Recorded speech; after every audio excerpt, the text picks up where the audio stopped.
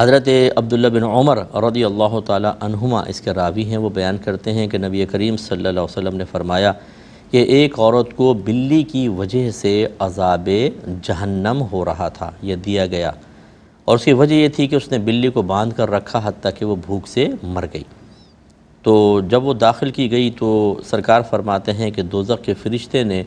اس عورت سے یہ کہا کہ تم نے اس بلی کو باندھ کے رکھا، نہ تم نے خود کھانا دیا، نہ اس کو چھوڑ دیا کہ وہ چوہے وغیرہ کھا کر گزارا کرتی، گویا کہ اس وجہ سے تمہیں عذاب ہو رہا ہے۔ تو آپ کو بہت ساری چیزیں سمجھ میں آئیں گی کہ کس صورت میں، بعض صورتوں میں تو ہم جانوروں کو جان سے مار سکتے ہیں اور ہماری کوئی گرفت نہیں ہے، اور بعض اوقات ان کی اذیت سے بچنے کے لیے، اور بعض اوقات اپنے ذاتی مفادات کے حصول کے لیے، جیسے جانور کو ذبح کرتے ہیں، شکار کرتے ہیں، ان کی گنجائش ہوتی ہے۔ اس کے بعد میں نے آپ کو عرض کیا تھا کہ آج کے پروگرام میں میں آپ کو عرض کروں گا کہ ہم جو گھر میں جانور پالتے ہیں ان کی کیا شرعی حیثیت ہے۔ دیکھیں، پہلی چیز تو یہ کہ ایسا وحشی جانور پکڑ لینا، اس کو پنجرے میں ڈال دینا یا بند کر دینا کہ جو انسان کے پاس مانوس ہی نہیں ہوتا اور گمان ہے آپ کا کہ تڑپ تڑپ کے مر ہی جائے گا، اس کو آپ بالکل نہیں رکھ سکتے۔ جیسے کوا ہے، اگر کوے کو آپ پکڑ کے رکھ لیں، اگر بہت چھوٹا بچہ ہو تو شاید وہ مانوس ہو جائے، شاید، ورنہ عمومی طور پر کوے کو اللہ نے ایسے ہی بنایا کہ یہ پنجرے کی قید برداشت ہی نہیں کرتا، اڑتا رہے گا حتیٰ کہ زخمی ہو کے مر جائے گا۔ تو فرض کر لیں کوئی بھی ایسا جانور آپ نے کہ وہ پنجرے کی قید کو قبول نہیں کر رہا، اڑ رہا ہے، ٹکرا رہا ہے اور وہ مرنے کی کوشش کر رہا ہے، اور تو جتنی اس کو اذیت ہوتی رہے گی آپ گناہ گار ہوں گے، اور اگر وہ مر گیا تو مزید گناہ گار ہوں گے، اور خوف ہے کہ آخرت میں کہیں اسی طرح ہمارے ساتھ معاملہ نہ ہو جائے۔ تو ایسے وحشی جانوروں کو تو پال ہی نہیں سکتے۔ دوسرا یہ ہوتا ہے کہ کیج برڈز ہوتے ہیں بعض اوقات جو پنجرے میں رہنے کے عادی ہوتے ہیں، جیسے آسٹریلین طوطے ہیں یا گرین پیرٹ ہوتے ہیں اور لبڑ وغیرہ ہوتے ہیں، یعنی طوطوں کی اقسام، چڑیوں کی اقسام، یہ آپ جانور گھر میں رکھ سکتے ہیں۔ ان کو پالنا شرعاً جائز ہے، لیکن اس میں چند چیزیں ہوتی ہیں۔ پہلی بات یہ کہ ان کا پنجرہ کم از کم اتنا بڑا ہو کہ وہ آسانی سے اڑ سکیں، کیونکہ اللہ نے پرندوں کو بازو دیے ہیں، وہ اڑ کے خوش ہوتے ہیں۔ آزمانا چاہیں تو آپ دیکھیں کہ پہلے آپ یہ جو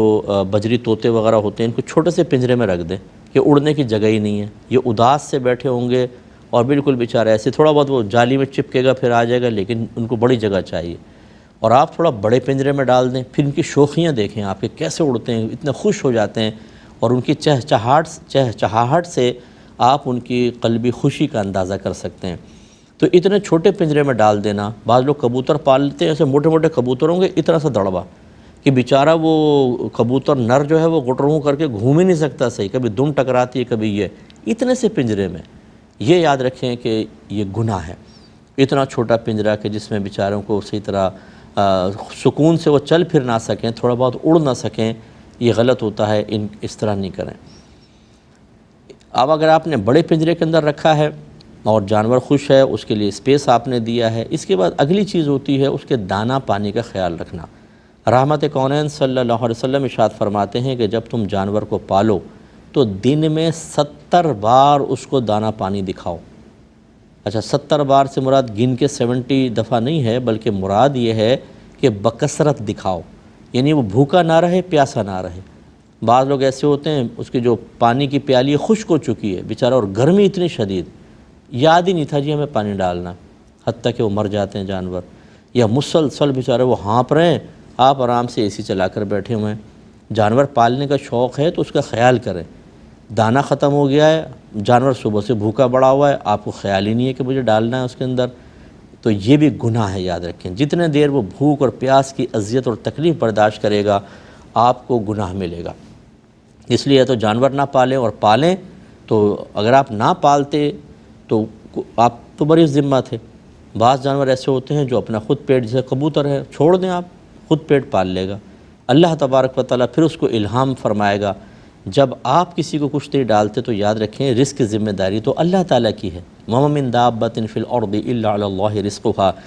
زمین پہ چلنے والا کوئی جاندار ایسا نہیں جس کا رزق اللہ کے ذمہ کرم پر نہ ہو۔ اللہ تعالیٰ ان کبوتروں کے دل میں الہام ڈالتا ہے، یہ خود ہی دانے تک پہنچ جاتے ہیں، کوئی انسان ڈالے نہ ڈالے۔ ہاں، اگر آپ نے ذمہ داری لے لی ہے پھر آپ رسپانسیبل ہو گئے، تو یہ اچھی طرح ذہن میں رکھیں۔ تو اس لیے آپ نے جب ذمہ داری لی تو پھر آپ کو ان کو پراپر ان کی دیکھ بھال کریں اور ان کو کھانا وانا دیں۔ ایسی بلی وغیرہ پالی ہوتی ہے، گھر سے اس کو کہیں جانے بھی نہیں دیتے اور اس کو پیٹ بھر کے کھانا بھی نہیں کھلا رہے، آپ کے نبی کریم نے تو 70 بار کا حکم فرمایا۔